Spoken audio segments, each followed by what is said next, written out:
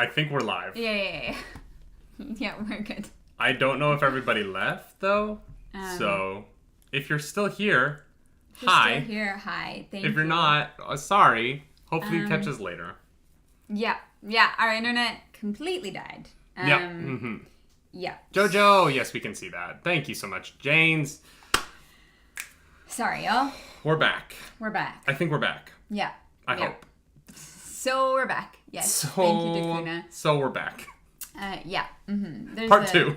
Part 2, hopefully. Yeah, sorry about that, guys. So... The problem is, I don't remember where we were. We were still on the opening scene, luckily.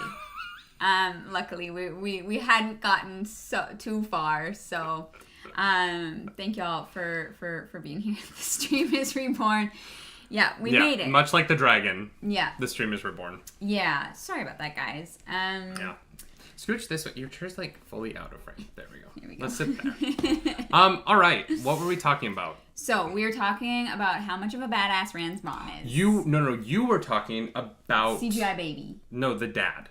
Oh, the dad. That's right. I was literally in the middle of the okay. So back at it. She has a baby, and the guys who were trying to murder her, he then the internet weaves, the internet wills. Yes, it does. Yeah, so they're trying to attack this pregnant lady, and then she has her baby, and then he just takes the baby, and I don't know why. Because she died. So. And he wasn't gonna kill a baby. I mean, they're attacking a pregnant woman. She got stabbed in the back. Okay, but. To be fair, she's a completely capable participant in that fight. It isn't like she was some innocent woman who was not dangerous. No, I'm just saying that that them trying to kill her, the likelihood of also killing the baby is really high. So I don't really understand why he would just take the baby and leave, which I'm sure is I'm sure that it's, different. I'm sure in the book there's either more or later on you find out more. But, we don't know who these guys were. We don't know why they were fighting her. We don't know where they're from, unless they wanted the baby. But then he stabbed her in the back and, No, he kind of stabs her in the side. Yeah, he could have gotten the baby with that right stab. Here. So... apparently it's the Aiel War, which will be explained later. Okay. Yeah. Okay. I'm assuming they don't want us to know too much about that war because it's going to play into who Rand is later on as he learns about it. Because he clearly doesn't know that he's Aiel yet. Yeah. Which is weird because everyone who looks like him is Aiel. You'd think that he would have heard of them, but... Yeah. It was just kind of strange to me, because we weren't given any context for the fight. Which I think there's so much going on already that they're we're not gonna touch onto that right now. I think what's interesting is that I felt like it was completely unnecessary. The scene? Yeah. Really? I don't think it says anything about the show right now. I don't think it I think it sets up season 2. See, I don't even think it does that though, because it's not like we're ever going to see Rand's mom again. In a book, a passage like this is interesting, right? But in a show, there is a part of me that's I don't understand what this says about the present. Because when we had Swan's flashback in the last episode, it introduced us to a character that we needed to know that was important, and the backstory that we learned from that is important to how she became the woman that she is later on. But this has nothing to do with anything that happens in this episode. Unless it has everything to do with what happens to Rand next. No, because it's just about him being born on Dragonmount. Literally born on the mountain. That he recognized. Right. Because he's spoilers for the end of the episode, but he is the Dragon Reborn, right? Yes. This is a spoiler chat. You guys all knew this. In terms of when I'm talking about how you spend money on a TV show to tell the story that you're telling, I don't understand necessarily why this was on this episode. It feels like it could have been put on an episode later on where it matters more. But for here, the two characters in this scene are not in this episode. They're both... Actually, no. His dad's not dead. But they're not. I was just like, okay, that was really well shot, great action, great fun, cool cold open. Thematically not resonant with everything else that happens. Yeah, okay. I mean, this scene was definitely set up. I think set up as well as backstory, and like you're right. I don't think it needed to be on this episode. This is as good an episode as any, though, to put it. And I think this was the right episode to put it on because not a lot else happened plot wise, like moving forward. And there's no action in this episode. This is the that actually is true. This was like a really great opening action sequence. To balance out the rest of the episode, because the rest of the episode is like. It is very important. Matt Stagger says the main thing is Rand was born on Dragonmount and was seen in a vision by an Aes Sedai. But functionally within the episode, Min does the same work of this cold open, but in a way that affects Rand, which is more important to me than the cold open because it doesn't affect Rand, right? And so when we're talking about like moving these characters forward, Min talking about seeing that later is. I guess they put this here so that we know what it is that Min saw, and it is interesting that was Min's first vision. So that is interesting. There is an interesting element to that I did like about it. Yeah. But Min telling Rand about it is more important to the structure of the show and the episode than us seeing the cold open. Yeah, and we already were, his father was kind of sus. Obviously, he hasn't just like lived in the Two Rivers his whole life. They showed the sword with the heron on it, I think. Methany says the reason it was here is that technically it was at the beginning of the book and would have been too strong a clue for Rand being the dragon, so they saved it for the reveal. That makes sense. So this is because we've been reading comments where people are like, oh, if you read the books, you know from the beginning who the Dragon Reborn is. Yeah. But you don't in the show. Yeah. That is very interesting. Okay. Yeah, that's interesting. That's interesting. I understand that. It was such a like amazing scene though that I'm just like choreography. I'm here for it. But yeah, we see the sword. We see his dad take him. Rand gets raised in the Two Rivers, and that's kind of that's the full opening. Yeah. And then as far as what happens immediately next, is it that they arrive? No, they're not in the city yet. They're in the waves. Oh my god, yeah. We cut to you're right. Matt, that shot of the CGI Matt watching them leave, which is very clearly an earlier episode Matt. Yeah. That they have like played it into that. Yeah. They're in that moment in the ways, and the ways are very confusing to me. In what way? Okay, let's get into the ways in which way? this episode says things about the ways that don't then make sense about the ways. First of all, they say that you can travel a lot further in the ways than you can in the real world, right? Great. So then there is a point in the ways where they're like, we're a day's walk from where we need to go, right? Yeah. Then they get attacked by the wind because of the Trolloc attack and the channeling. Then they get outside to the place. To a different place. And then Moiraine once again says, we're a day's walk. And I'm like, wait, how are you a day's walk in the ways and a day's walk outside the ways? Does she say that they're a day's walk? Yeah. From the town to the Eye of the World, they're a day's walk again. And I was like, wait, but I thought the whole point of the ways was that you moved faster in the ways. So I thought them having to leave the ways early was going to mean that it was going to be like, well, now we're a 2-week walk or something like that. But they're still a day's walk. And that was very confusing to me. Right, because they were like, in the ways, they were like, we're a day's walk from the Eye of the World. And then, Dobie, thank you so much for the super chat. Dobie, thank you. Thank you. It's important to remember the story is being told in a way that will make rewatches incredible. I hope so. Oh, I already want to go back and rewatch all the episodes before the finale. Like I am here for it. But yeah, it was interesting that then they get to this city, and yeah, I think at the end of the episode she says it's a day to walk through. What is it called? The Blight. So it's interesting. I don't know. I just feel like the geography of this world is still so confusing to me. Yeah, they have a tough job, and like looking at maps outside of the show has helped.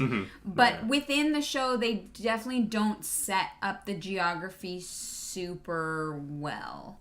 But it's also that the ways aren't on the map because the ways are extra map affairs. Yeah. I almost said extramarital affairs, and I was like, that's not what I mean at all. But the ways are super cool. Yeah, a really interesting concept. Like, you kind of just, like, step out of, like, space and time for a moment, and, like, you get to, like, you fast travel. You Skyrim fast travel, and it's nice. Y'all, if your message is being deleted, it's just because our mods have read the book, and they don't want us to get spoiled. So it's... Yeah, we are planning on doing a read of the book, which we're very, very excited about. So if it's in the book, you know, obviously I know it's tough to talk about this without getting into spoiler territory, but if it's in the book and it's not in the show or in the show yet, it is considered a spoiler for the books. And thank you to our lovely mods, Sex Monkey and Dakuna. We appreciate it. Thank you, guys. So the Trolloc attacks him in the ways, and Loyal's like, this is not right. Oh, no, they find the guiding stone first. Perrin sees the stone. In the dark. Yeah. Beastmaster. Yeah, which was, and like, was it Egwene was like, how did you see that? Or somebody? Yeah. Oh, no, Rand says it. Yeah, somebody was like, how did you see that? He's like, I don't know. But the stone has, been destroyed. And we find out that the Dark One has been able to use the ways to move his Trolloc armies, which has never been done before, apparently. But also, like, God, that must have been slow. Because it's, like, a very thin path. Like, to get those Trollocs... one by one? I kind of wish that we would get a scene where it's just a fade, being like... just looking, like, checking his watch. Like, come on, guys. Like, yeah, I mean, obviously it is faster in the long... But, Well, and the bonus of the ways is that they can obviously pass through unseen. But, imagining the Trollocs filing through in a single file line, like... Yeah, just like... Yeah. I need that. I need that, like, mini episode. The one thing I wish that they had done with the ways...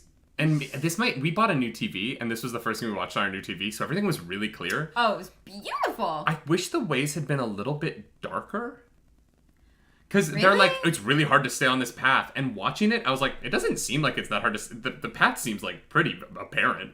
Because it wasn't like it was, like, shadowy and misty. They were, like, holding up their torches, and I was like, oh, I can see... I think for me, visually, I wish it had seemed like... if they got too far away from each other, they could lose each other. And it didn't have that quality to it. I guess. I don't know. I kind of hate when they make shows, like, way, way too dark that you can't see anything. Fair. So... Yeah. Yeah. It's like, I don't... I that doesn't bother me at all. I was like, it's uneven, and it kind of goes like this. Like, it's not, like, a super straight, flat line, right? Yeah, but they usually, and maybe this is just me saying my expectations on things that I usually watch, is usually both, usually in these moments, they'll be like, if you fall, you die. And it's super dangerous. And at some point in the episode, someone will almost fall and, like, get caught by another character. And it'll be like, oh my God, like, see, it's so easy to fall. Yeah. Like, we have to be more careful from here on out. Yeah. They never did that. They were, like, at no point in the episode did I ever feel like our characters were, like, not getting through okay. Interesting. Mongoose, thank you so much for the super chat. They're saying the way... Oh, well... the super chat got deleted. No, it's fine. That one is fine. That one actually does make sense with the geography of our question earlier. That, like... Our mods are like, no. Yeah, Sex Monkey. Thank you, Mongoose. Sex Monkey is on it. Yeah. So like, from one point to one point could be across literally the world, or it could be like your neighbor's house. Can you imagine? Hey, I got attacked by a Trolloc for this? Hey, I'm just saying that, like, Moraine had her own little waypoint into that's true. The Amelin Seat's house. So So they get attacked by a Trolloc while they're resting because Loyal needs to figure out the guiding stone. And somebody channels Ooh. Yeah. Egwene's like, I'm sorry, I didn't mean to channel. It's like, okay, well, funny story. Yeah, it was, and it had me go. I fully thought it was her. I didn't like really question it, but because we've seen her channel, the way that they did that makes complete sense for sure. But I loved it. Jumping to the end a little bit when they go back and they show that when they go back and show the moments with Rand, like and that's why I want to do a rewatch. I want to go back and like notice all the little points because we don't notice him channel when he breaks down the door, right? Well, and I don't think that's we'll in the get to that. Let's talk about that at the end of the episode. Yeah. That's we'll get to that when we get to that reveal. Let's go through it chronologically though. So Fair enough. See the channeling. Yeah. They are attacked by. It's like malnourished Trolloc. Well, we've talked a lot this season about how this is like the Lord of the Rings. And I think that one of the things that was interesting here is they're like doing the mountain pass moment. And I was like, oh, it's like the crows, Saruman's birds. Oh my that god. That attack them on top of the mountain at the end of Fellowship of the Ring. Anyway. I mean, they don't really attack them. No, my favorite moment was that like, we're being followed. And I was like, Shmigo. Yeah. It was so like the Mines of Moria. There are so many parallels in this that it is noteworthy and it is funny, but also at the same time, like, it's different enough that I'm not like, this is a carbon copy of The Lord of the Rings. You know what I mean? 100%, it has its own lore, it has its own world, and yeah. and I do really love that. But the parallels are very funny. Yeah, it is very it is just like charming how like it is very different from Lord of the Rings, but you can see the ways in which Lord of the Rings influenced the telling of this story. Yeah, for sure. Yeah. Tung says, not a book reader, but when I saw Mini Skywalker, I knew who he was from the beginning. He looks like Hayden Christensen. It's wild how much he looks like Hayden Christensen. I have renamed him Christian Haydenson. Christian Haydenson. Christian Haydenson is the Dragon Reborn. You were right. Yeah. You called it. I did call it. Yeah. So they do escape, but at the last moment they are being attacked, and there's some whispers in their brain that's telling them all the things they don't want to hear. And we do hear what Rand is hearing in this moment, and it's not what we find out he was hearing later on, which was a weird bait by the show. Yeah. But and we never hear what Loyal was hearing from the wind. That's Loyal also true. fully disappears from this episode at one point. Loyal's just gone. Kind of unceremoniously gone. Yeah, that is true. Loyal just disappears. Kind of disappears halfway through. Maybe he went back. He's like, I got you through. Okay, bye. But we didn't see that. I don't know. Yeah, it was very odd, actually. Yeah. But Nynaeve goes ham again. Yeah. Nynaeve's got the power. Yeah. She's got the power. Yeah. And she's just like full on like holding it all off. Yeah. Which gives Moraine time to channel in the ways to open the ways, but you're not supposed to channel in the ways. I'm still confused about this. That was the one thing that was a little bit confusing, which in my head I'm willing to forgive because you channel to immediately then leave the ways. But we are told at the beginning, if you channel in the ways, then the thing is going to feed off of you and ruin and destroy you. So Nerdy was like, wait, if you have to channel to open the ways, but you can't channel in the ways because it's dangerous, then how do you get out? I was like, well, I'm just gonna like logic it in my head that, okay, you're channeling to then immediately leave, so it's fine. Okay. But they didn't explain that. Andre Lemos says in the books there's a key to open the ways. Oh. Okay. And Anton Novo is saying in the books they don't need to channel to open the ways. Okay, see, that's interesting. That is interesting. All right. Okay. So it was basically the show just being like... Chelabreath says you channel to get the fuck out. Fair. Yeah. Fair. Yeah, I'm down for that. Yeah. Whatever. Or it doesn't matter. It just it was one of those moments where she's like, you cannot channel in here, and then she's like, yeah.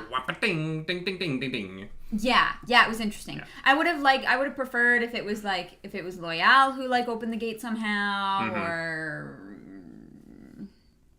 I don't know. Yeah. Whatever. It was interesting. Anyways, It saves them having to explain another thing.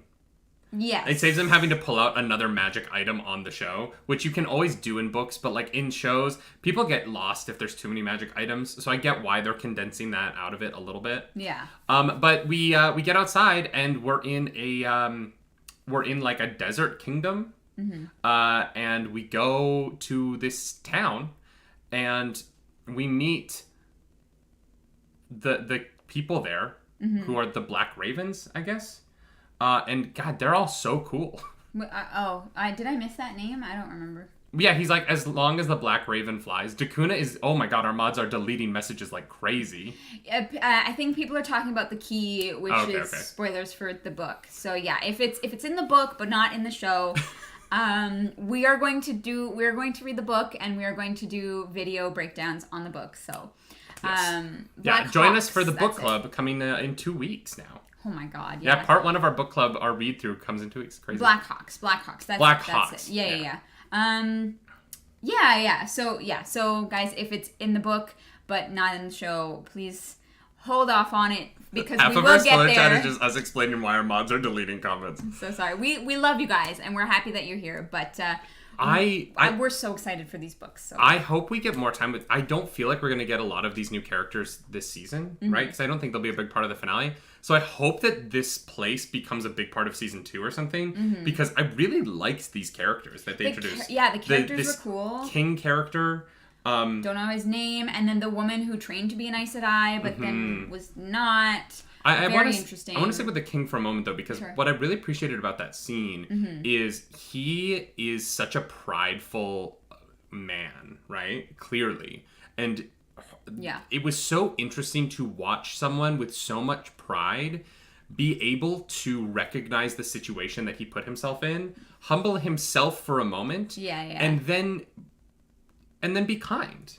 And not, because, we see a lot of these characters where, like, after what Moraine says about how the Trollocs are in the ways and you have to be careful, he takes a second, he catches himself, and he goes, I am being rude. Yeah. I'm sorry. Let me make it right. And I really appreciated that. I really appreciated that it wasn't just like, well, screw you. Yeah. For telling me I'm wrong. I like that moment quite a lot, and the actor played it really well. Yeah, there's that, like, trope in fantasy where you have the, like, prideful king who's prideful to the point of stupidity, but I don't think you would be king that long in that case. And that's why I get this guy. I'm like, oh. Yeah. He made a snap judgment. He's like, I know why you're here, and tried to, like, mansplain it. Yeah. And then Moraine was like, if you'll let me finish. Yeah. And he's like, oh, you know what? You're right. He's like, I reacted rashly, and that, it was a really interesting moment. I enjoyed that. Well, because the thing I think that is important is we have to allow people to change their position when new information comes to light. Yes, that's so human. It's such an important... Well, but, like, we fight against that as humans. We, like, tell people that they're flip-floppers, and they're like, no, I just learned new information about a person. Yeah. And so, that guy's a good example of what to do in a situation where you're wrong. Mm-hmm. Yeah, it was really nice to see, and especially from someone in such a high position of power, And in such a great costume. Oh, the costumes in this town, like this show keeps getting better. They took all of the budget that was going to go into Matt's pay for this, and they just took all of that Matt money, put it into the budget for the costumes for this location, because they look great. Oh yeah, they look fantastic. And then the woman who is in white, was that his, like, sister? His sister, yeah. Okay, yeah, I thought they were gonna be, I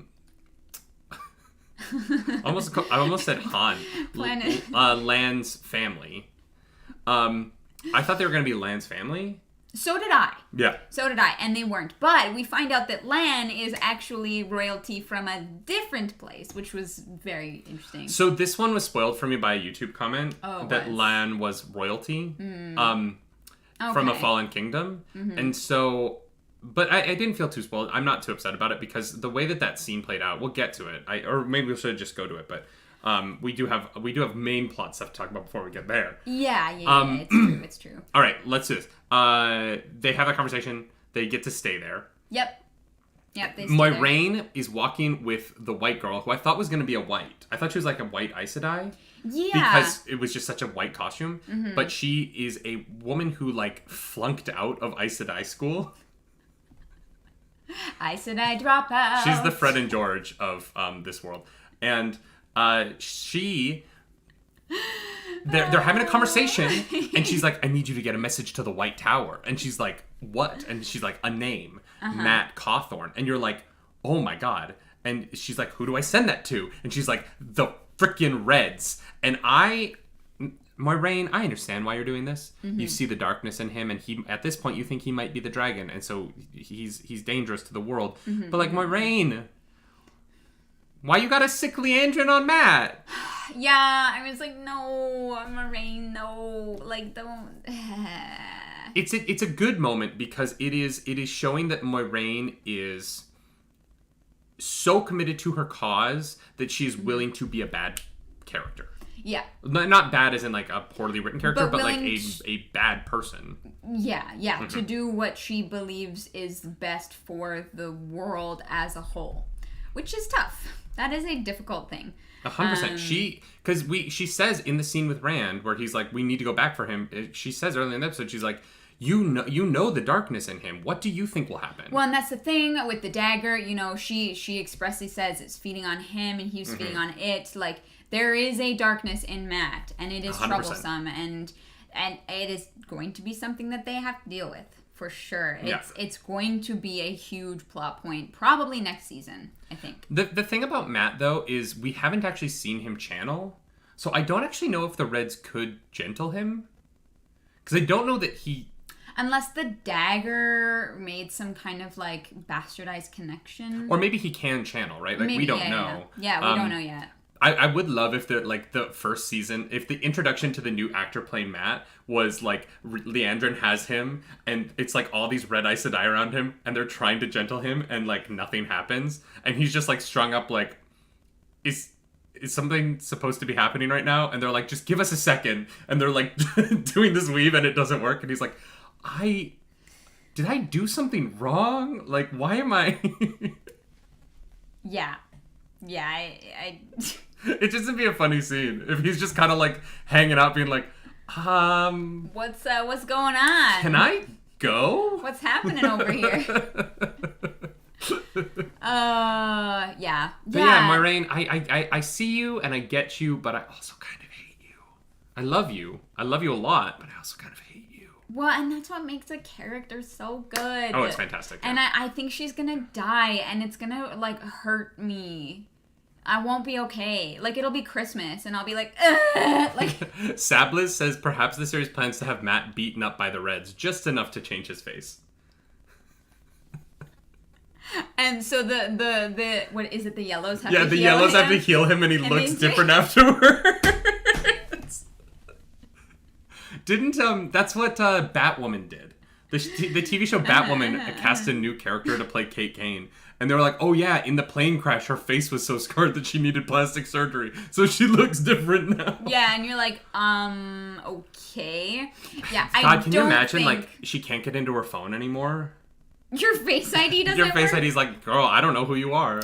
No, I don't think What is Matt gonna do about his Face ID next season? Yeah, because how will he open his text messages? Great question. All right, so then we get to arguably the most important scene in this episode, I think, which is they're all in the little tavern, or actually, is the tavern scene first?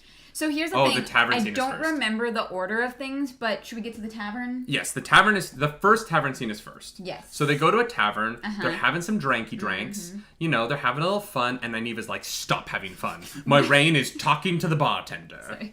New notification from the Dark One. The Dark One has retweeted your photo. Anyway, sorry, I'm done. The Dark One has matched with Matt on Grindr. Oh, wow. Okay, anyways, yeah, so they're in the tavern, and he was like, who's she talking to? So suspicious like, that she has conversations with other people. Well, and Moiraine's like, literally just having a conversation with her. Yeah. And like, later on in the episode, Nynaeva's like, why were you talking to that bartender? And Moraine's like, I've known her a long time. And I was Yeah, like, that it's makes pretty sense. adequate. That makes total sense. Like, Nynaeve is so suspicious of Moiraine in scenes where the show, like, where the audience knows that the character is suspicious. Yeah. Okay, if this were, sorry, you have to, thank you for allowing that comment through, because He wants his taint back. I love that y'all, I don't remember why we were talking about, because you stab a man. Yeah, because you're gonna stab him in the taint. I was like, I don't remember why we were talking about taints in a previous chat. Oh, because there's also the taint of the Dark One on, like, Matt's soul. I don't like it. Okay, so yeah, the word taint having two meanings is not great. It's not great.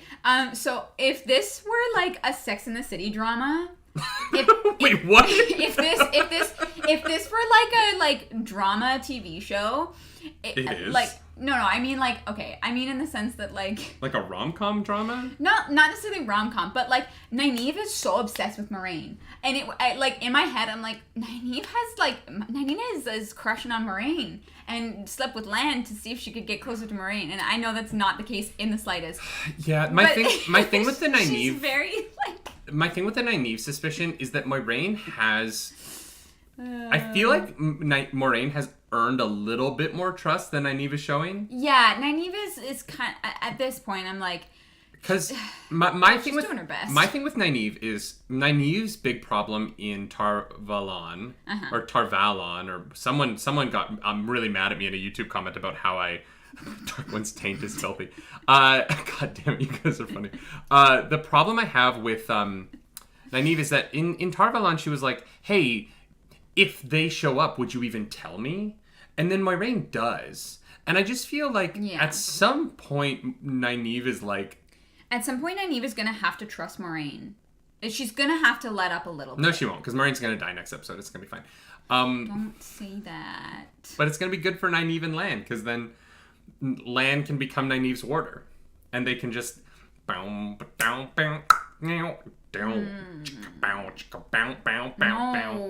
Yeah, it's going to happen.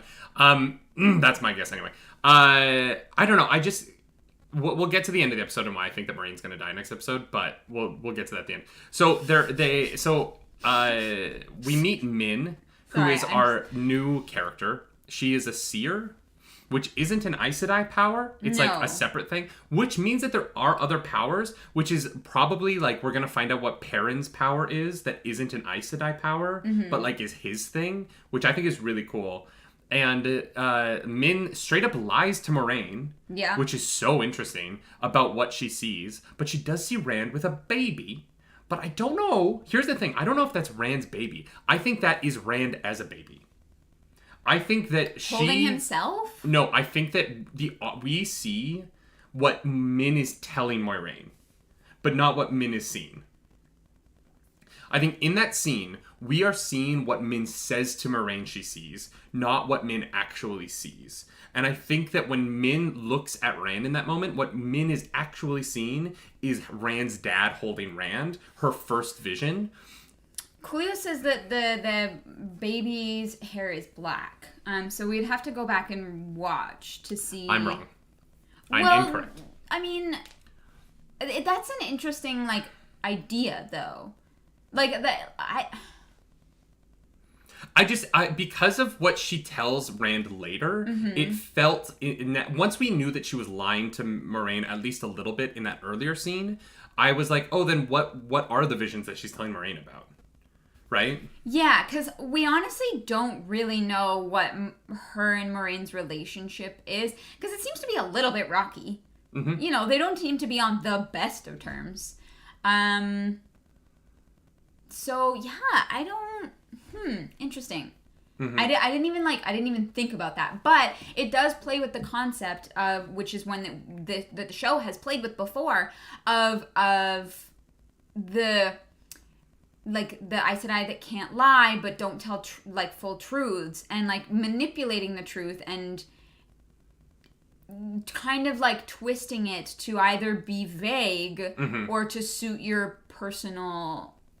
I don't. I think that Min doesn't necessarily trust Moiraine, and like Min knows knowledge is power, and as a seer, Min knows that prophecies can be self-fulfilling, right? And so it is interesting that Min at the end of that scene does tell Moiraine, "Hey, the Amelin seat is going to be your downfall." Yeah. And I'm like, Swan, girl.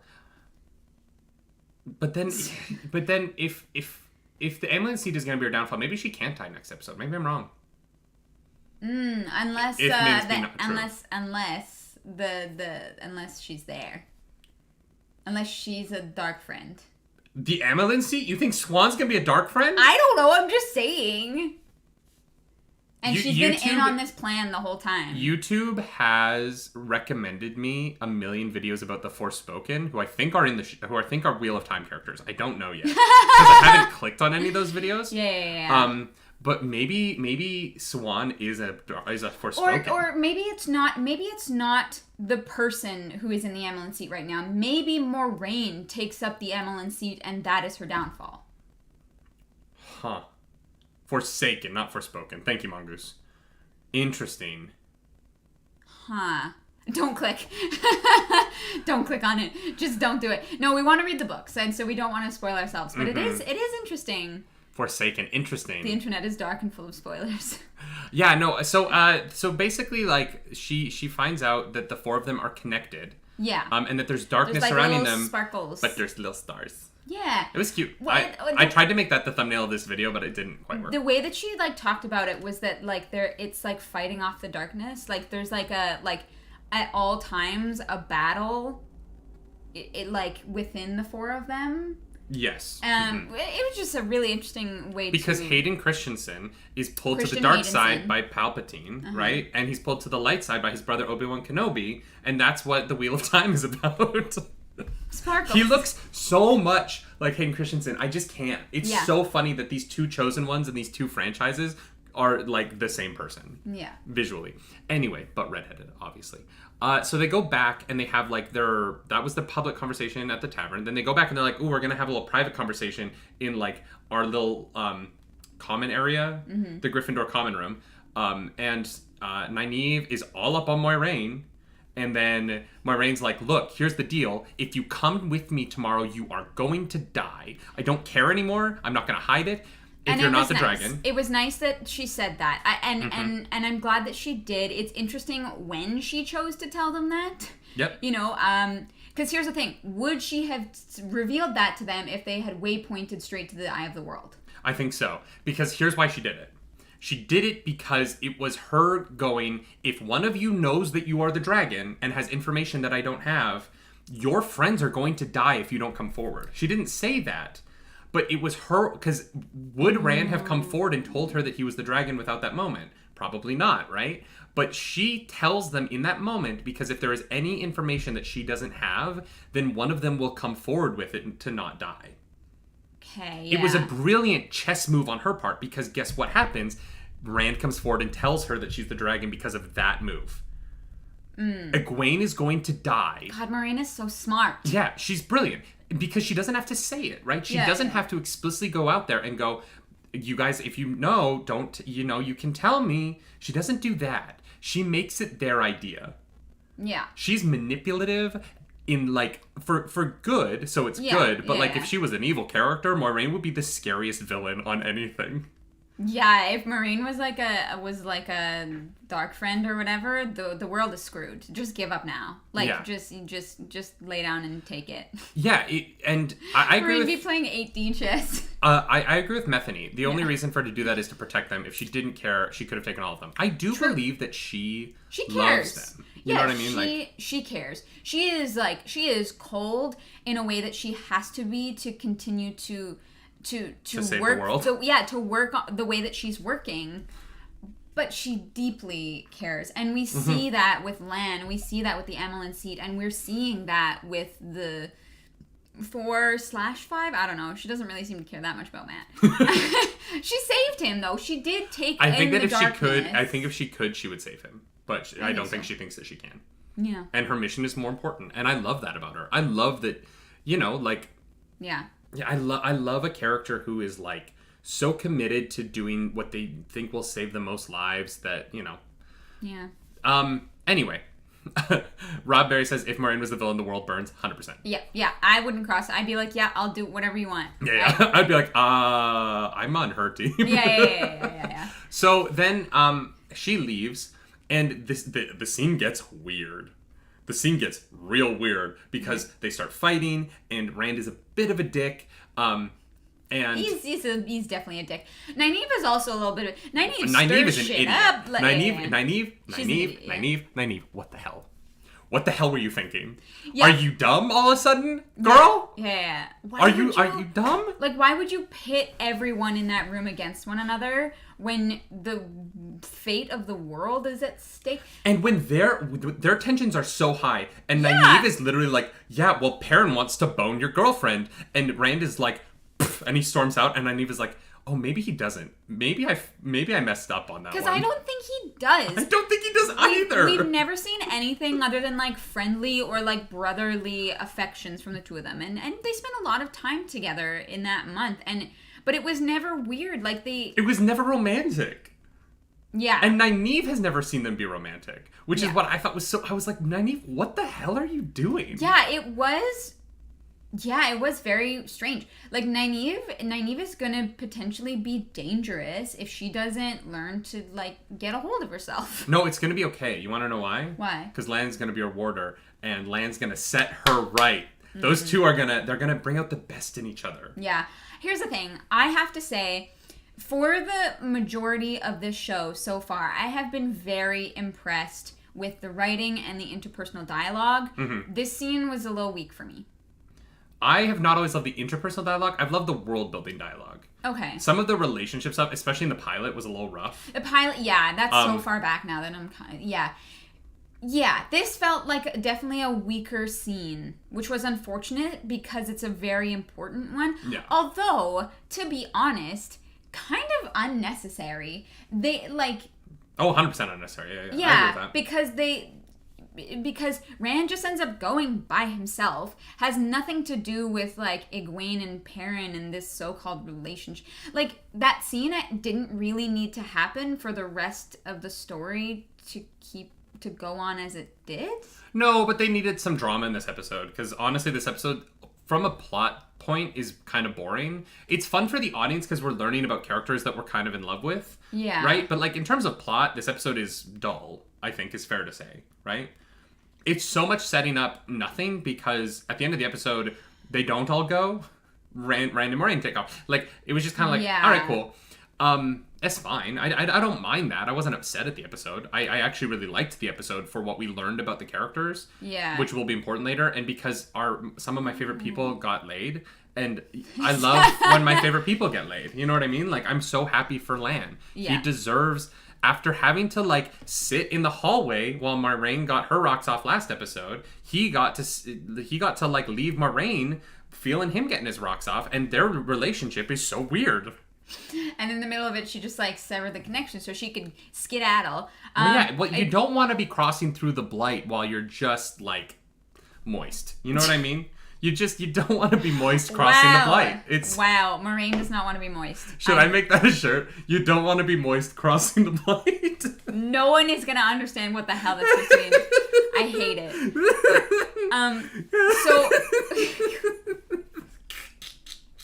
Wow, you cracked yourself up with that one, didn't you? Nerdy gets a little giggly. It's so fucking stupid. But it's so funny. It's something that, like, nobody would understand except the people who are here right now. Like, I'm making it. Redbubble.com/nerdynightly tonight. All right. I'll tweet it out. Go follow me on Twitter, twitter.com/nerdynightly. And I will tweet out when the shirt is live on our Redbubble store. And I will, if you want to be moist crossing the blight, I'll have the shirt for you. Oh my god. I want to backtrack for 2 seconds because I saw a really interesting comment from K. Richard that Perrin's wife was not at Egwene's braiding ceremony thing. Yeah, she didn't go. Yeah. Yeah. Well, that's a little suspicious. It seems like most of the women were there and were celebrating, and she is the only one who's off work and doing her own thing and kind of seems upset about something. Oh my god. Right. We don't know why Perrin's wife was upset in that episode. If it's because he's You're in love with Egwene, that's going to be awful. I'm not gonna like it. I hope that kind of storyline, if it is a storyline, dies out, because I don't think it's necessary and doesn't add anything. But it is definitely interesting to note that in episode 1 that yes, she's not there. So I don't know. It's something to think about. We're gonna have to do a rewatch before the finale, babe. I hope you're ready, because we also have to watch Witcher, so we're gonna be watching a lot of stuff. Oh my god, Witcher comes out today. Today, and we're seeing The Matrix tomorrow, and then Spider-Man again on Sunday. So we're seeing a lot of stuff. Oh my god. We have a gorgeous new TV to watch it all on, though. Okay, so let's keep going, because we're halfway through the episode, and this has been a 45-minute spoiler chat. I mean, to be fair, the internet died, and we had to kind of revamp, you know? So, So Rand goes to Sad Boy archery class. And Nynaeve is like, wow, I messed that up. So what should I do now? I'm going to stalk Lan? Yeah, that is a little bit strange. She is like, here's the thing. Nynaeve is such a like hot-headed, like, I am woman, I do my thing, and cannot fucking talk to a boy worth shit. She just like stalks him around the corner and is like, but like, you know, he's like one of the best tracker warder people in the. He knows you're there, and she knows that he knows, but it's this weird passive thing. Why did you never stalk me when you were trying to seduce me? I feel left out of this whole like women stalking men situation. That's true. I never tried to seduce you. You told me you loved me. That's true, I did. That is how that happened. That's how we started dating. Hi, I'm in love with you. Oh god, good times. Good times. Decade. The gelato and decade. Anyway, moving on. But Kay Richard is right. She tracks him, and then she creeps on him, and then she peeps on him. She does all three. That is 100%. Yeah. And look, then he's like, "That's hot. Come meet my family." Oh, yes, he does. Yeah, so she does. Wait, no, we have to talk about it. What? She's like looking in the window. Yeah. And Lan's like, both staring in the window. Like, Lan looks up, he's like, ooh. And then she turns and he is there. And he just literally disappears and reappears outside. Like, how long was she like lost in the void? She's like, no. She didn't. Was there even another door to that house? I don't know. Like, literally, like, just disappeared and then, like, fucking apparated and disapparated. And my favorite part is that she turns and he's standing, like, kind of, like, diagonal profile. He's like... Here's the thing. That whole, like, relationship, like, whatever they were doing worked. It was hot. Like, you know what I mean? The sexual tension between them was great. It was just so funny. Also, the fact that Moraine, before this, Moraine is like... Moraine basically looks at Lan and says, we might die, so, like, you should probably bone down with Nynaeve. Moraine is like, I like her. Like, okay, thanks. Thanks for that. So Lan invites Nynaeve in for not the most important scene in the episode, but my favorite. Yeah. I love Lan so much. He's my favorite character. He's my best boy. We do love Lan. Getting to see him like be so cute with that little girl and be like, this is like, these are my people. I was like, yeah, his like adoptive family, which was really beautiful. We found out that Lan is royalty from a fallen city, and that the guy that we got to meet was his father's some kind of protector or guard friend, I'm assuming, and he's just part of their family and was smuggled out as a child, and it's just like this like interesting little tidbit of backstory and world building and lore, and it adds so much, and I love Lan so much. And what I found so fascinating about it is that his kingdom was lost to the Blight, and at the moment when we heard that, I didn't know what the Blight was, and so I was like, oh, who is this enemy? Who are the like? I was like, oh, it's like the Trollocs, but worse somehow. Yeah, we didn't know what the Blight was at that moment. And we still kind of don't. Right now, it just looks like they're walking into the Sleeping Beauty castle with the trees that are like mangled together. Yeah. But it's so much more interesting to think of the Blight as this like wave that is like spreading out across the world slowly. Yeah. Yeah, literally, yeah. He's Lanastasia. One step at a time, one foot then another. I want him to burst out into song so bad. So bad. Just like, he's fine, right? He's like, once upon a December. Just sadly singing. What are you doing? I'm being naive, just like taking pictures in the window, like literally like creeping up. Anyways, yeah.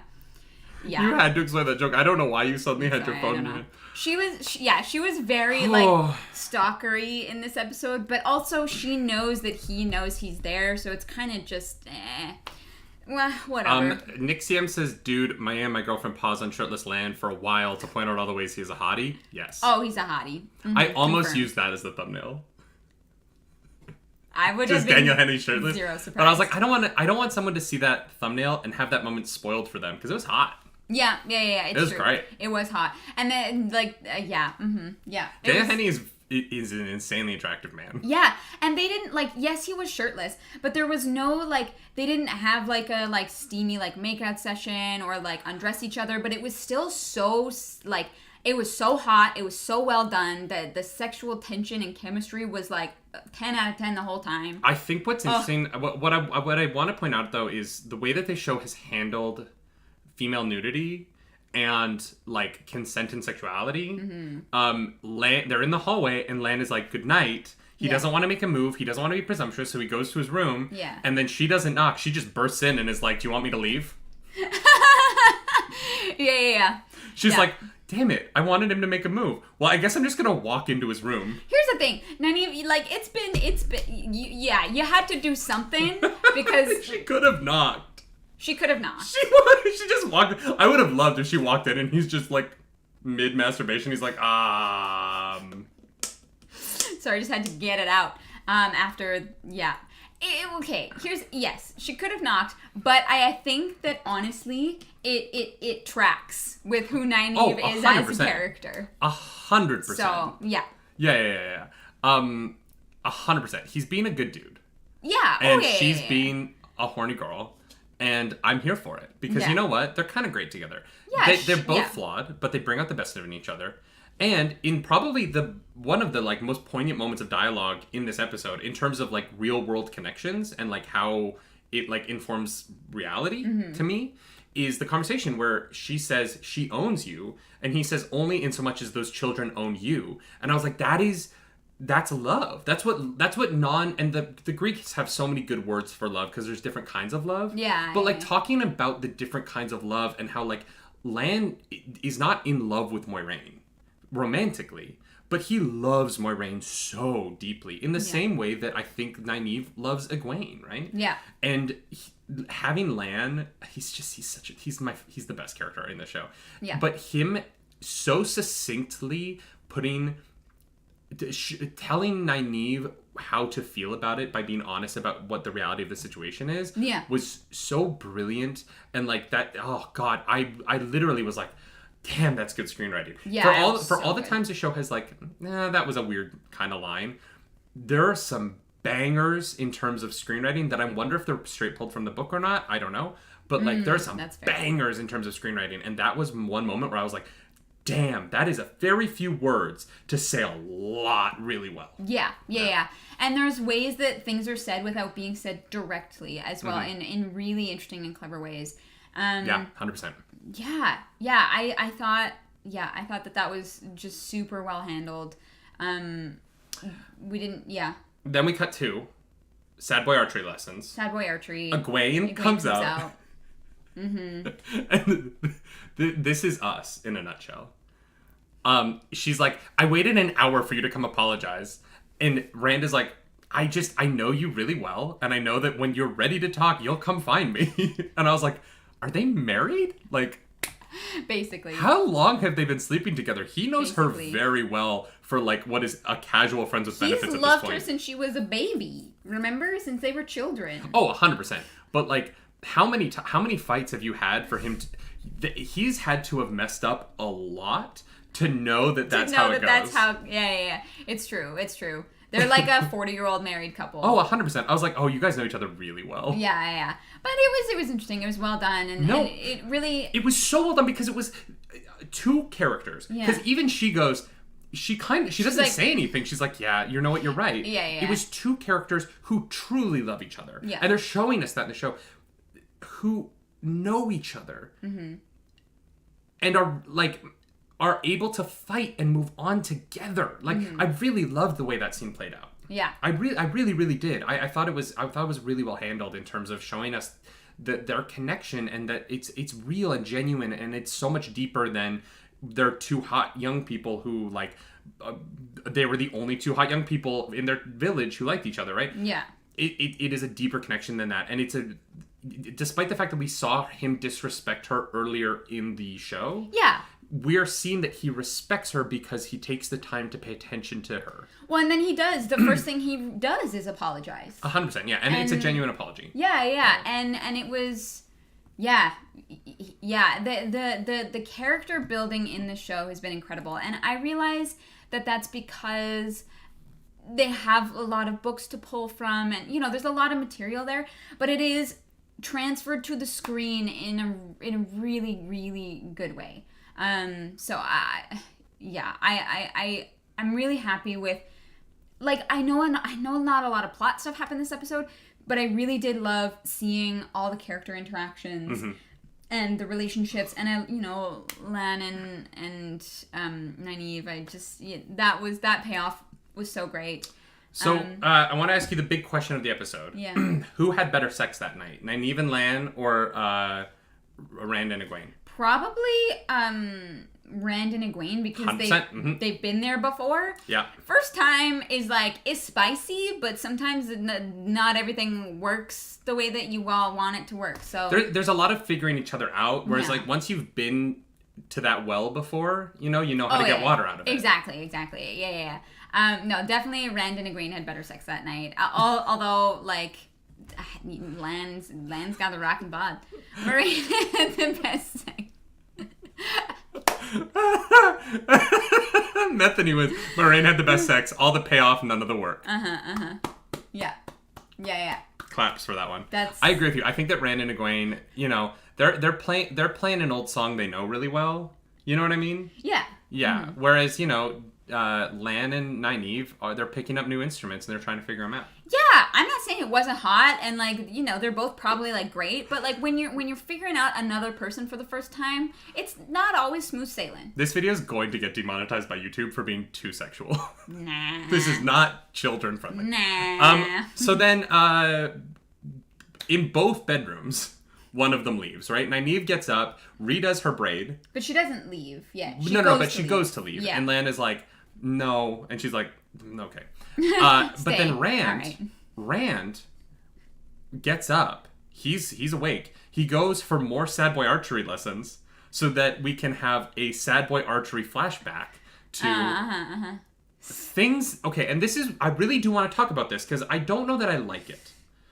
Because in order to have this moment of reveal in the episode, they did a thing that I don't like, which is visually make the world wrong in earlier storytelling beats. Visually? When he breaks down the door in the flashback, you see that he's channeling, but the first time we don't see that he's channeling. And it is the only time in the entire show where someone channels and we don't see magic. And I kind of don't like that they did that. Because to me, it is saying that we not only can you not trust the dialogue from characters and the narrator of it all, but you actually can't trust what you're seeing because we are going to lie to you about what the visual of what is happening is to hide information for later episodes. And I don't like that. Yeah. I don't love that as well. Here's the thing. If it had been...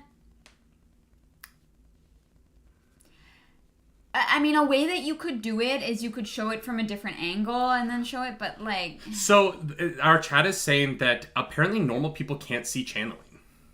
Okay, but we've seen it the whole show. Yeah. So, breaking that for this moment of reveal is kind of That's not in the show. I understand that, you understand that as book readers, but we don't know that. Yeah.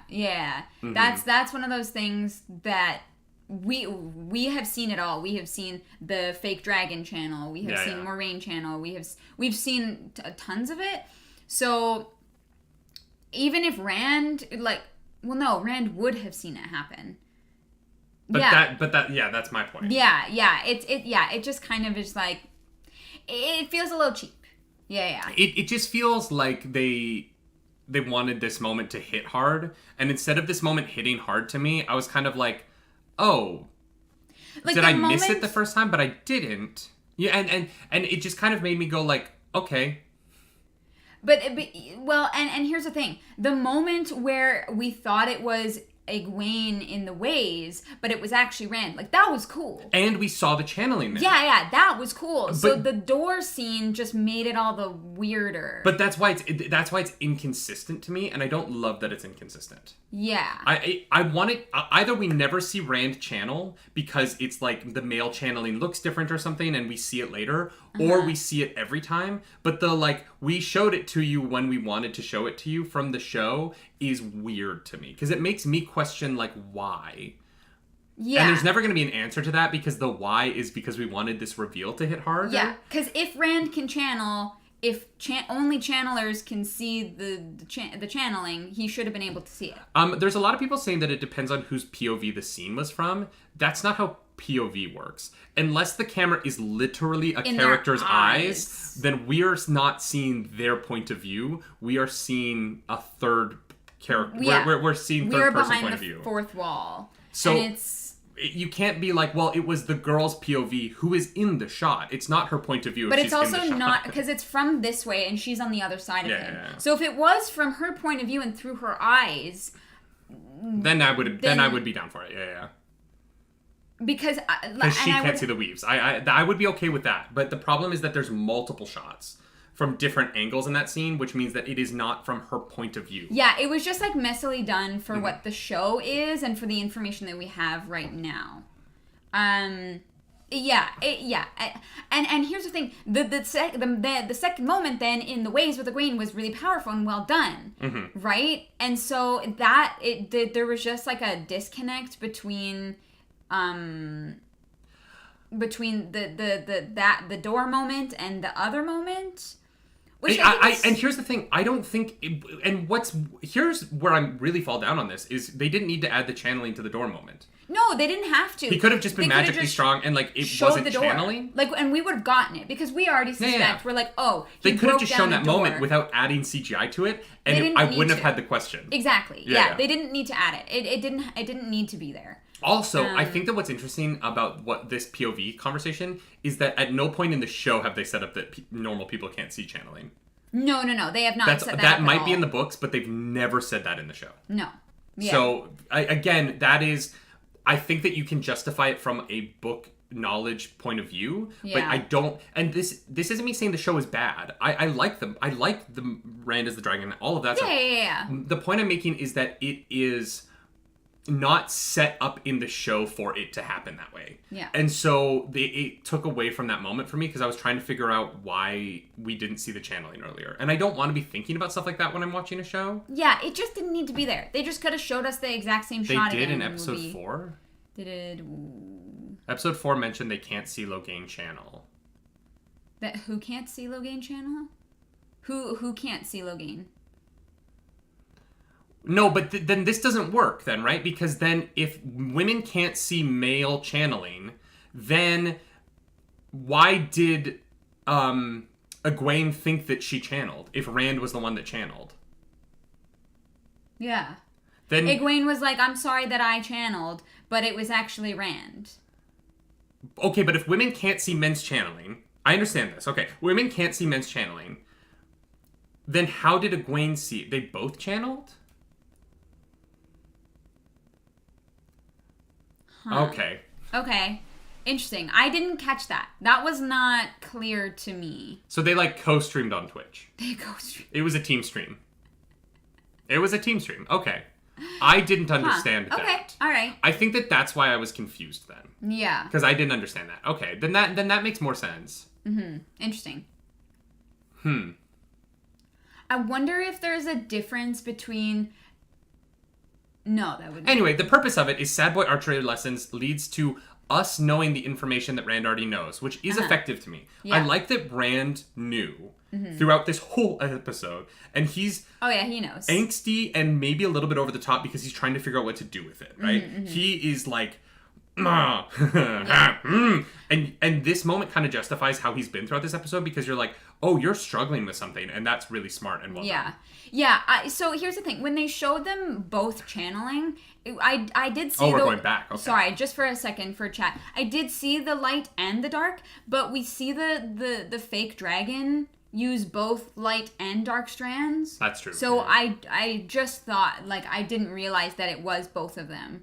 That's because we had seen that before with different characters. So that's fair as well. I think what's tough about this is, like, it is harder to show this stuff visually because it's very quick. That's the thing. Than in a book where it's explained. Fast. Yeah. Anyway, so we know that Rand is the dragon. And he knocks on Moraine's door and tells her. She's like, "What do you want?"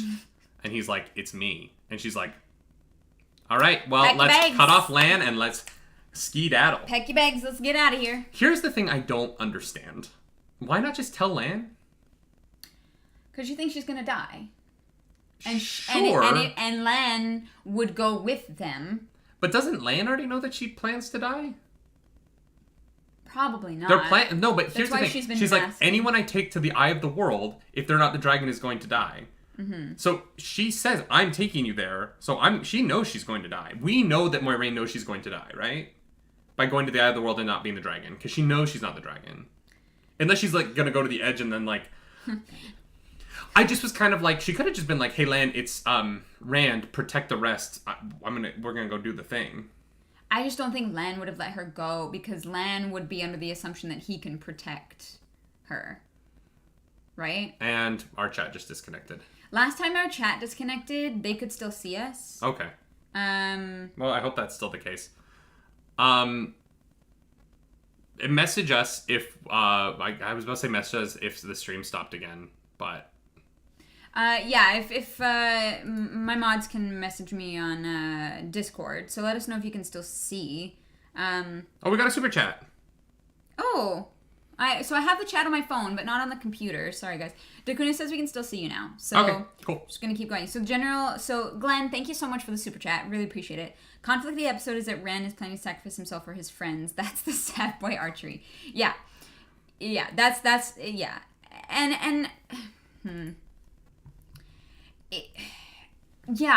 I think like Rand sacrificing himself makes complete and total sense. It's the Moraine and Lan question that we have. Yeah, I just don't know why she wouldn't include Lan in that decision at that point.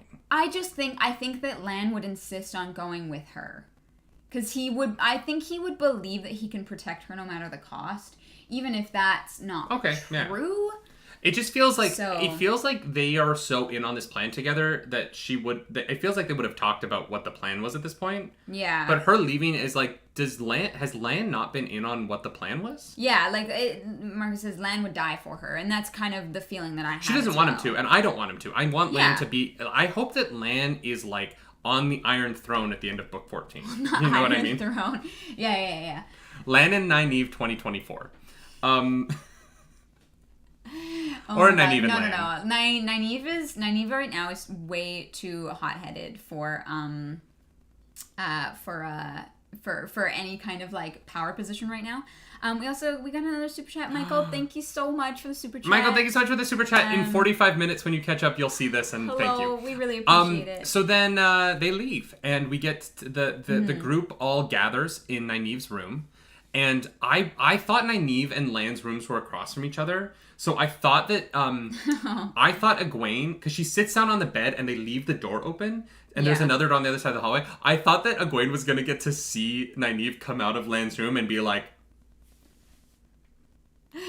But we didn't get that. Nynaeve just kind of walks in from somewhere. Yeah. And Egwene's like, where were you last night? Spicy. And I kind of wish Nynaeve had been like, Lan can do things with his tongue, and like I wanted them to have like Lan knows what he's doing. And I wanted that moment where Egwene was like, Rand was like Randy last night. Wow. But everyone kind of gathers. Perrin shows up. Perrin kind of was... I don't know what Perrin was up to this episode. He kind of just disappeared for the night of sex that everybody else had. And Loyal is gone. We haven't seen Loyal in a minute. A while. We did also miss that... we didn't talk that Rand goes to see... Is it Min? Oh, yeah. Lan and Min. Yeah. Lan and Min. No, Rand. Rand and Min. Rand and Min. Yep. Lan and Rand are very close. Yeah, Rand goes to Min to be like, yo, what do you see when you see me? And she's like, I see my first vision ever, which was your birth. Yeah, which Crazy. is nuts. And like, what... I like Min a lot. I hope she's in more. I hope she's in future seasons. I think this is she's really cool. Yeah, I think she has like a very unique power, and I think that this is like good setup for her to be used in the future. Poor Perrin. Perrin is the boy who didn't get laid, and Loyal found a library, probably. Min was fantastic. Really liked her a lot. Yeah. But their conversation is interesting because it reveals the cold open from the audience to Rand, and it's like his like final. It's the final push he needs to know that he's the dragon. Yes. Because I don't think he wanted to believe the Black Wind, right? Because in the flashback we find out that the Black Wind was saying, "You've always known that it's you. You're the one." But Moiraine keeps saying, don't trust the Black Wind, don't listen to it. Don't trust it, don't listen, put it out of your head. And so he's like, okay, well, I need to know for sure because I can't let Egwene die for me. So he goes to the same place I go when I need answers, and I'm doing my sad boy archery, which is a bar. The bar, 100%. Yeah, so that was a really wonderful scene. I do love Min. Can't wait to see more of that. No, it's Min. Min. Yeah, you just said I love men, which you do. That's but... not... Ha ha ha ha ha. You're so funny. So funny. Oh my god. Yeah. So then we're in the final scene where they're chatting and they're like, "Oh, are you going?" And Egwene's like, "I'm going. We gotta save the world." And then they're like, "Where's Rand?" And then Lan shows up and he's like, "She cut off my bond." You okay? You all right there? That was very silly. She cut off my bond. Yeah. And they're like, "Oh no, where's Rand?" They left. Yep. They left for Helm's Deep, and no, they're into the woods. They're going into the woods to see, to sell, to get, to give, to make, to into live, the woods to and go out to of the festival. woods and home before. There are giants in the sky. Can you imagine? Anything can happen in the woods. Yeah, I mean these. May I kiss you? We don't know anything about the Blight, so anything could happen in there. It is very into the woodsy. That is so funny. Into the woods and out of the woods and home. It was your fault. That would be the greatest end to season 1. Oh my god! It was your fault, but it's all of them together at the Eye of the World, and the Dark One is like pulling their strings, so they're mad at each other, and so they sing, "It was your fault." Super chat. What? Oh my god. Hi. I think it's implied in the show Min was the one to tell Moiraine and Swan about the dragon being reborn. That's what I wondered. Ooh, I did not know that. I did wonder that because they had known each other for a long time, but they weren't on the best of terms. I was kind of like, okay. That is a very interesting implication, and thank you for that super chat. Yeah, thank you. Y'all, I do want to say thank you so much for all the super chats. It's absolutely incredible. Yeah. But also, I just want to say that we're so grateful for every interaction, and just being here is more than enough. This is free content. You do not have to do that. We do appreciate it when you do. It means the world. But we really try so hard to make as much of our content as possible free for everyone to see. And so if you're just here listening and participating in chat, thank you so much. You have no idea what it means to us. Yeah. And how much we have just fallen in love with the Wheel of Time fandom and this community. So apparently someone named Guitara is the person who did the prophecy. Katara from Avatar? Guitara. Wait, Katara from Avatar is the prophecy? No. Did she waterbend the dragon back into existence? Her name's Guitara? I wonder if Lan played her strings. Stop it. Yeah, so she's a blind Aes Sedai, so it is not the same person. But it did cross my mind because I was wondering, because it seemed like they had... a long history together. Is it okay? What is? I understand the trope of like the blind person who can see the future. Yeah. That they lose this sight to gain a different sight. Yeah. It is. It's just a trope. Yeah. It's a thing. That's such a thing. Yeah. Yeah. Yeah, I think then they go into the woods, and that's the end of the episode, which sets us up for the finale next week. Yeah. Insane. I hope the finale's good. Troy, thank you so much for the super chat as well. Just sharing some love for Min and Lan's back. Oh, I think for... Thanks for the entertainment. Like, sharing love back. Oh, I thought they meant Lan's back as in, like, the stars and, like... Oh, yeah. You know what? That actually makes sense. That would... Mm-hmm. It was kind of hot, though. Yeah. That's the problem with scars. Scars are kind of hot. Glenn, thank you so much for the super chat as well.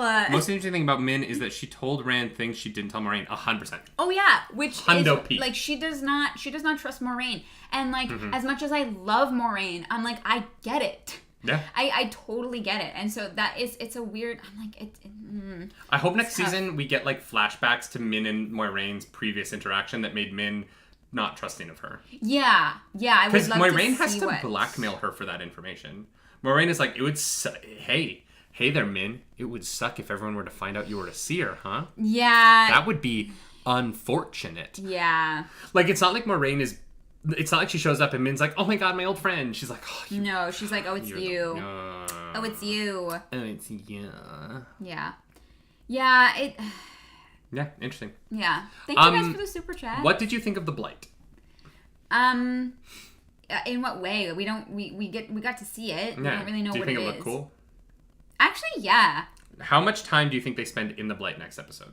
Because here's the thing. There's one episode left, and a lot needs to happen. Like, I feel like the next episode kind of needs to... Because here's the thing. I don't want the next episode to have the same structure as this episode, where the first, 20 minutes they're in the Ways or the Blight. I think crossing through the Blight is going to look visually a lot like crossing through the Ways. I just kind of want them to kind of skip over it. Well, that's the thing. Unless something interesting happens there, but... I think there might be, one hiccup. Mm-hmm. Trying to, cross through the because we don't know what the Blight is yet. In my head, it's very much like Mirkwood, where it's going to try and, confuse them, but I don't know that. You think big spiders? I hope not. But it might try and confuse them, right? But you killed a spider yourself the other day. I did. I'm so proud of her. Thank you. Yeah. Thank you. Appreciate me. I do. I know. You're my wife.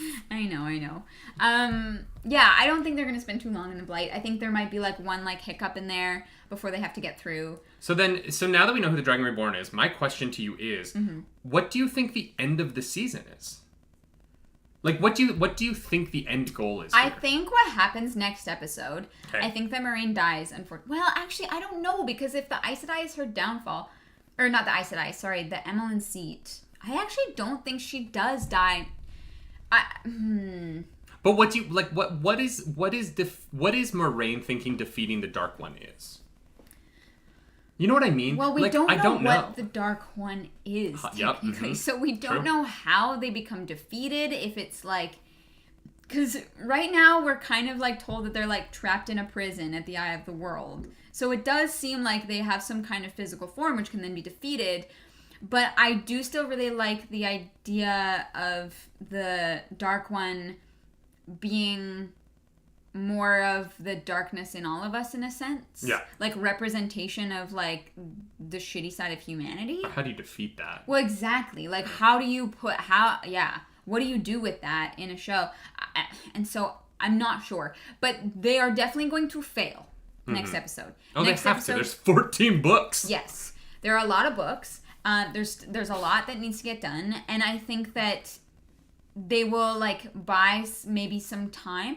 They're either gonna buy some time, or they are going to fully unleash the Dark One by accident, and it's gonna be season 1 times 10. Mm-hmm. You know, or someone is gonna go bad. I think that someone being... I don't think it'll be Rand, because I think the Dragon Reborn going bad this early on. Grenor, are you going to read book 1 before season 2? We're going to read all of the books. Well, we're going to try. Well, not all of them before season 2, but we are. Yeah. So the plan is starting the week after... I think it's the first Friday of 2022, starts the New York Nerdy Nightly Book Club, where we're going to do... The plan right now is to do 4 episodes... per book. No, at 5 per book. 5 per book. So we're going to do 4 chunks where we talk about a section of the book, and then week 5 will be a full book talk about like the whole book and, the thing as a whole. And so we're going to do that for every book for the year. Yeah. And so there's 14 books, so it's probably going to take us like a year and a half to do the whole series that way.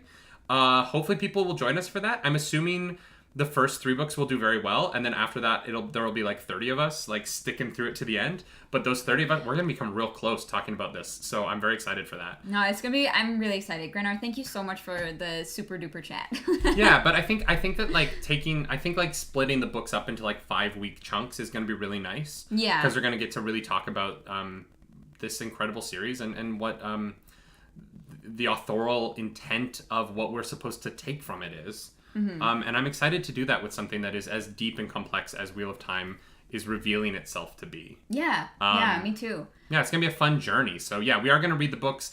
It's all gonna be streamed here on YouTube. It's gonna be fun. Friday mornings are gonna be our Wheel of Time mornings. Yeah, and we're just so stoked about I'm excited. I read so much as a kid, and I just have not had the time. And so we're gonna force ourselves to read. So yeah, we're gonna be like, well, we're doing content. This. There are going to be people who are depending on us to read those pages. Because I love reading. I'm excited for the books that people don't like. Yeah. Because I tend to be a person who...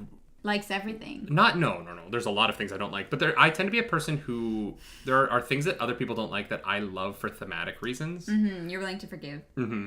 Mongoose, thank you so much for the super chat. Mongoose, we won't delete you. We'll never delete you. No. Except for that one comment that got deleted. And I didn't even read it, so I don't know if it was worthy. It wasn't us. Yeah, I don't know. The fun thing about this show is that I'm so excited for next week, but I have no possible idea what's going to happen. No. Like, there's no, like, fight that I'm anticipating. There's no... I don't know. You know what I am curious about? Paddington keeps showing up.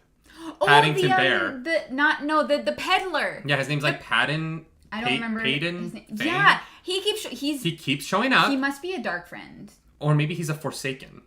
Forsaken. Oh. Maybe he's like the first of the Forsaken that we're gonna meet. Oh. Alicia, thank you so much for the super duper chat. Rand has been suspicious about his identity since his dad's fever dream. Yes, in the woods. Which happens episode 1 gives protection on his moodiness episode 2. 100%. Yeah, 1,000%. I mean, his dad's talking about stuff that he has no idea what's happening. 100%. And it makes a lot of sense. And Rand is not only the dragon, but also has a heritage that he doesn't know about or understand, which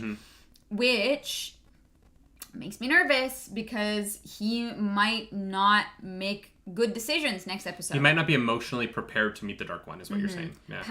Paddin Fane. Paddin Fane. Yeah, yes, I knew it was something like that. Paddington Bear. He showed up again, and he was in Tar Valon. He was in this town, whose name I can't remember. Oh, this city, I've forgotten the name of the city. And he was in the Two Rivers. So I think that he shows up. I have a feeling that actor and that character are going to be the physical manifestation of the final fight of this season, because it'll be the only thing that... I think that there will be a couple fades there. Saldara, thank you. I think there's going to be a couple fades there. I think Lan is going to kill a fade. I think we're going to see a fade die to Lan's blade, and everyone's going to be like, holy crap, Lan's so awesome. This character is the coolest person ever. And I think that Paddin Fane is going to show up as the physical embodiment of the final fight. Just so that the audience, even if it's not that way in the books, I think that it'll happen so that the audience has something that they understand to connect to here.